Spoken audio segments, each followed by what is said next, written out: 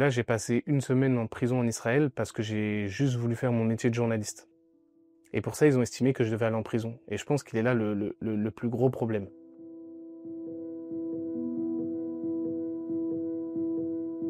Je me suis décidé à joindre la flottille en tant que journaliste parce que je savais que c'était une expérience incroyable en tant que journaliste à documenter. L'idée, c'était pour moi de réaliser un documentaire. Donc c'était vraiment de filmer le quotidien de ces 10 personnes qui ont décidé voilà, de mettre d'un côté un peu leur sécurité en jeu pour pouvoir symboliquement, comme il disait, briser le blocus qui se tenait à Gaza. J'étais juste là en tant qu'observateur. Je me mettais dans des petits coins, je filmais avec ma caméra leurs conversations, leurs échanges, leurs moments de vie. Ça fait maintenant depuis 2 ans qu'il y a un blocus informationnel à Gaza, qu'il est impossible pour les journalistes d'aller sur place. Et il y avait aussi ce petit espoir de me dire que si jamais le bateau avait la chance d'arriver jusqu'à Gaza, moi, en tant que journaliste, je pouvais aussi être sur place là-bas et pouvoir, pour une fois, documenter avec ma caméra ce qui se passe vraiment. Moi, j'avais déjà une expérience parce que je m'étais rendu en fait en Israël l'été dernier pour aller filmer la colonisation. Et ils ont tenté de m'arrêter plusieurs fois, mais comme j'étais journaliste, je m'en sortais toujours, quoi. Et donc, je me disais que si le bateau se fait arrêter, logiquement, je vais être intercepté en tant que journaliste. J'ai la carte de presse française. Donc forcément, Israël me relâcherait assez rapidement après m'avoir interrogé. Donc non, je n'avais pas peur. Ils sont intervenus lundi 9 juin, aux alentours de 2 heures du matin. Je me souviens, j'étais dehors, sur le bateau, sur le pont, et là j'entends un bruit sourd. Et donc je comprends qu'il y a un drone au-dessus de nous, sauf qu'on n'arrive pas à le voir. Et puis d'un coup, le drone se met à lâcher une espèce de liquide, on ne sait pas encore ce que c'est. Et en fait, par la suite, on a découvert que c'était de la peinture. Après, il y a eu un second drone qui émettait aussi une espèce de bruit sourd. Donc ils essayaient vraiment de troubler nos sens, vraiment de nous faire peur. Ensuite, il y a eu des Zodiacs qui sont apparus avec les soldats, qui ont commencé à demander à tout le monde de lâcher son téléphone, de se mettre les mains en l'air, etc. Moi, j'étais sur... on peut le voir sur les vidéos d'Al Jazeera ou même sur les vidéos qui sont sorties, qui étaient enregistrées sur le bateau. Je suis toujours sur l'angle en fait du siège à essayer de filmer autant que je peux. Et puis, dès que les soldats sont montés sur le pont, là, il y a un soldat qui a braqué son arme sur moi. J'avais le laser rouge sur la poitrine qui m'a dit « Pose ta caméra ou je tire ». Après ça, ils nous ont emmenés sur le pont, ils ont fait pas mal de communication autour de notre arrestation. Moi, ils ont saisi ma caméra, ils ont saisi mon téléphone portable. On est resté de 2 heures du matin jusqu'à 21 heures dans la même journée sur le bateau. Ils nous ont escortés sur le port d'Ashdod, le port israélien d'Ashdod. Et là-bas, ils nous ont fouillé ensuite, ils ont fouillé toutes nos affaires minutieusement. Moi, j'avais peur qu'ils récupèrent toutes les images que j'avais filmées toute la semaine sur le bateau, donc j'avais caché mes cartes mémoire, ils les ont trouvées. Là, j'ai découvert que par chance, j'avais toujours l'essentiel de mes images, donc je suis très content. Et après, il vous demande de signer une feuille, en fait, qui dit que vous vous êtes introduit de votre plein gré illégalement sur le territoire israélien. Et donc, c'est la condition sine qua non. Si vous voulez rentrer chez vous, il faut signer cette feuille. Avec ce papier, en le signant, vous avez interdiction d'entrer sur le territoire israélien pendant 100 ans. Voilà. Et moi, si je n'ai pas signé ce papier, l'une des raisons principales pour lesquelles je n'ai pas signé, c'est que je voulais défendre mon cas auprès d'un juge. Je voulais pas signer un papier et tout de suite me rendre coupable déjà de quelque chose que je n'avais pas fait. Et je voulais défendre mon cas auprès d'un juge pour avoir la chance de pouvoir revenir et de pouvoir exercer mon métier de journaliste sur ce territoire.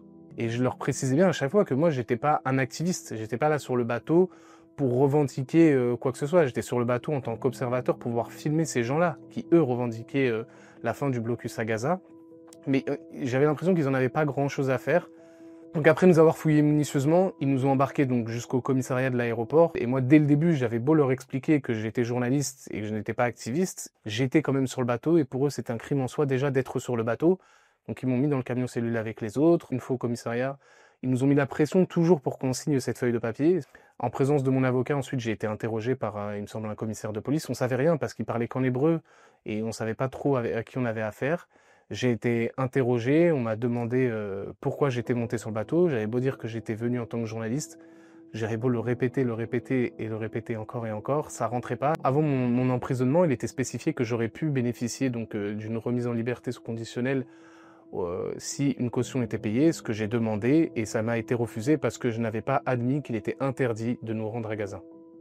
Ensuite, une fois qu'on est arrivé dans la prison, ils nous ont donné des tenues de prisonniers.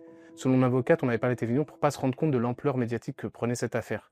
Quand on demandait des livres, ça nous était interdit. On n'avait même pas le droit à un bout de papier et un stylo. Moi, mon avocate m'a donné un papier et un stylo pour que je puisse écrire en cellule. Je me la suis fait arracher des mains par le garde. Et quand j'ai demandé à un garde pourquoi on était traité comme ça, il m'a bien dit que ce qu'on avait fait, c'était comme si le fait de monter sur le bateau et de vouloir se rendre à Gaza, c'était comme si on avait voulu tuer des gens et que c'était inacceptable. Et puis on était vraiment dans des conditions insalubres. Il y avait des punaises de lit. Le soir, c'était très difficile de dormir. Et les punaises, comme elles n'aiment pas la lumière, on laissait les lumières de la chambre allumées le soir. C'était des grosses lumières qui brouillaient complètement notre idée du jour et de la nuit. Les gardes venaient à n'importe quelle heure, ouvraient la porte et puis nous criaient dessus pour qu'on se réveille. C'était vraiment très dur et j'étais stressé. Ouais, j'avais peur de pas rentrer, surtout que moi je devais rentrer vendredi. Puis Israël décide de bombarder l'Iran, donc ils suspendent tous leurs vols. Et là, j'avais vraiment peur. Je me suis dit que j'allais pas rentrer. Puis je savais pas ce qui se passait dehors. On n'avait accès à rien.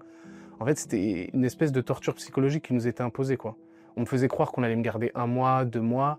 On n'avait aucune information de l'extérieur. Moi, je savais pas quelles étaient les consignes qui étaient données par le ministère des Affaires étrangères. Je savais pas s'il y avait la volonté ou pas de nous faire sortir. Nous, on nous faisait croire que non. En même temps, on nous disait qu'il fallait qu'on parte le plus vite possible. Enfin, c'était tout le temps, il y avait tout le temps cette espèce de jeu qu'avaient les gardiens avec nous. Ils essayaient vraiment de nous torturer psychologiquement pour que on ait l'impression qu'on sortira jamais, quoi. On n'avait aussi pas accès à nos proches.